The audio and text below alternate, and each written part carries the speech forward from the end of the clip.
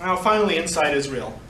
Supporters of Israel often claim that Palestinians in Israel live in the only democratic country in the Middle East. They live better lives than Palestinians in other Arab countries, or even Arab citizens of other Arab countries. And of course, it's true that Israel is a comparatively wealthy country, in no small part due to the amount of aid it receives from the United States, which we'll get into a little bit later. But few defenders of Israel would ever tolerate living as Palestinians living in Israel do, even as they say their lives are so great. The Palestinian citizens of Israel live lives that few supporters of Israel would ever tolerate. So let's look at Israeli democracy in the last elections, which happened in March 2015 and resulted in the re-election of Benjamin Netanyahu. Netanyahu's Likud party won. And he won after declaring in the last days of the campaign that Arabs are, quote, streaming to the polls, and so Jewish voters needed to get out and vote. Now imagine in the United States a politician saying, white voters need to get out and vote because blacks are streaming to the polls, right? That's something you could imagine maybe in 1965, and with some politicians it's maybe too easy to imagine them saying it today. But it's the kind of thing that would be a national scandal if someone said that, and that politician's career would probably be over. In Israel, the politician who said that rules the country. He formed a coalition with the Jewish Home Party, run by Naftali Bennett. And Bennett has said repeatedly he would never give the Palestinians equal rights, which poses something of a problem for defenders of Israel who say, well, Israeli-Palestinian citizens have equal rights. Well, he's saying, I'm not going to give them equal rights. Sounds like they don't have equal rights.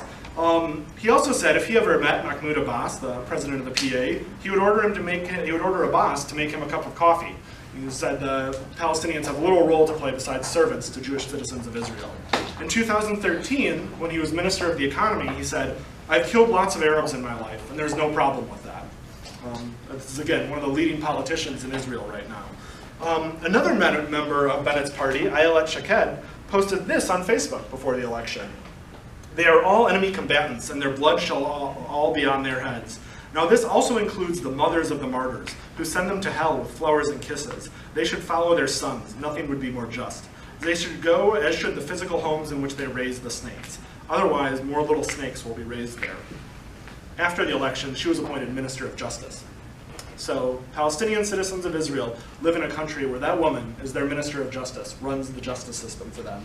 This is Israeli democracy for Palestinian citizens of Israel. Palestinian citizens also face extensive discrimination in the law. Adalah, the civil rights organization in Israel, has documented 50 laws that discriminate against the Palestinians, including laws that govern the use of land. So a huge amount of land in Israel is owned by the Jewish National Fund, which by law cannot be sold to Palestinians, can only be sold to Jews. Palestinian students in Israeli schools receive about 1/3 the funding that Israeli Jewish students receive. And since the founding of Israel, over 600 new towns have been established by Jewish Israelis that are recognized by the state. Not a single new town founded by Palestinians has been recognized, and there are currently existed before 1948, which are unrecognized today by Israel. Which again means in terms of things like new construction, if Palestinians try to build new houses, Israel will come through and bulldoze them. For things like getting water hooked up, right, electricity, all of these kind of things, these very basic things for making life livable for people are made impossible by the structure of the occupation inside Israel itself. In 2011, a law was passed prohibiting commemoration of the Nakba, the disaster, the catastrophe that befell the Palestinians in 1948, when hundreds of thousands were made refugees. In Israel, it is illegal to commemorate the Nakba. So the laws itself, the political class in Israel, the ruling political parties are deeply racist and are open about their racism towards Palestinians. The laws themselves discriminate against Palestinians, and yet we're told that Palestinians in Israel's lives are to be celebrated. Palestinian citizens of Israel live lives that are more comfortable than Palestinians in refugee camps in Lebanon and Syria and Jordan. That's true. But they do not lead lives that match the standards of human rights. And they do not lead lives that supporters of Israel would ever choose to lead. And that's the key point.